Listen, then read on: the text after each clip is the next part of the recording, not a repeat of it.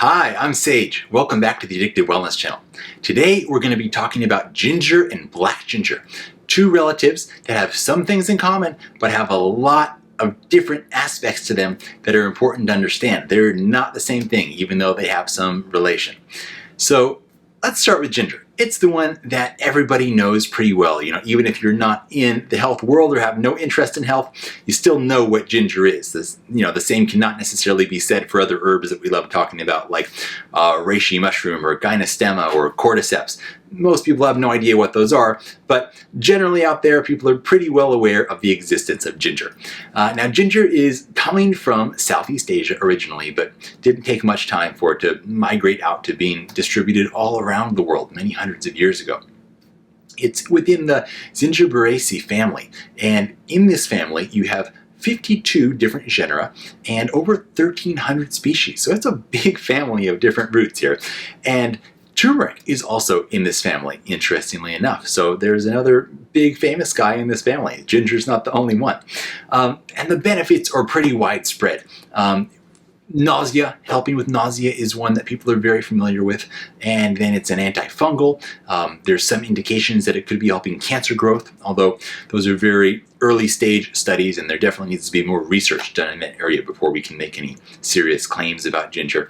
It's helping to regulate blood sugar. It's a great anti-inflammatory, and that's such a big deal in today's modern world where inflammation is really the leading cause of disease, and so many people are dealing with health issues that, while they may be trying to treat them as a symptom, really at their root core are very much connected to runaway inflammation throughout the body. And ginger is a very powerful natural anti-inflammatory. It's also going to be supporting digestion. It lowers the amount of time that the food has to spend in the stomach, so that's going to be improving things like gut transit time, and that's overall a really good thing for your digestive health. And if you're consuming actually the whole ginger, it does have prebiotic fiber in there as well, but most people are consuming it in some form of an extract.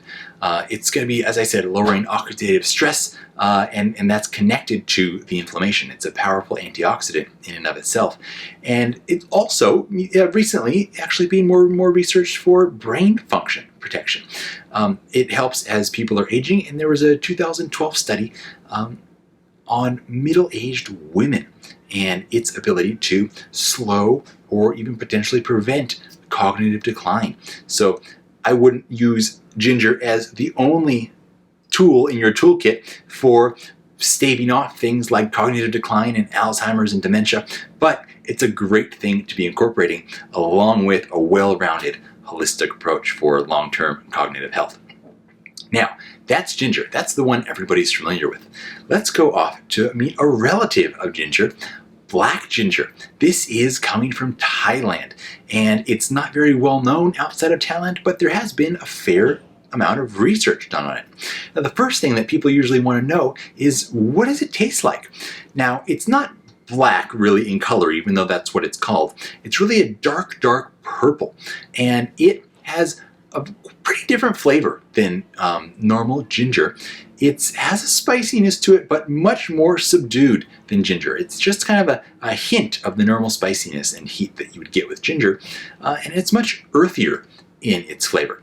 Now, in terms of its benefits, the research has been very much focused around physical fitness and performance enhancement benefits as far as dealing with actual performance metrics like endurance and muscular strength and grip strength. And it's also activating metabolism in brown adipose tissue. So it's really getting your energy burning going and getting you to burn fat and revving up your mitochondria. So it's really interesting in that department as well. Now, we talked about ginger being interesting from a neuroprotective standpoint and protecting brain function. And we also see some of this with black ginger. So this was found in an animal study a number of years ago, and they found that when they subjected rats to very intense stress for a number of hours, it reduced the damage to the neurons and minimized memory impairment during this stress, and also increased neuronal density in the hippocampus. So of course, these things still need to be confirmed in human studies and a lot more research done on them, but looking at these initial signs, it's very promising that black ginger has some really great neuroprotective and stress modulating effects, because the reality is the stress in our lives is not going anywhere. The sources of stress are probably just going to get worse if you look at, technology and EMF and how busy we're getting. Things are not getting better in those departments necessarily, but we can do things to affect the way that we react to stress and the impact that these external stressors actually have upon us. And it looks like black ginger could play a very interesting role there. It also improves spatial memory in these studies as well. So it's just overall very interesting the way that it affects us in terms of stress response and cognitive function. It's a vasodilator, and that leads to the other area in which it's really been studied a bit, and that is in male sexual performance. And so there was a study done that found performance in erectile function improved, and that was just not based on any actual specific metrics, but just based on the subjective feedback of these gentlemen. This is actually at quite a low dose, so it's quite promising.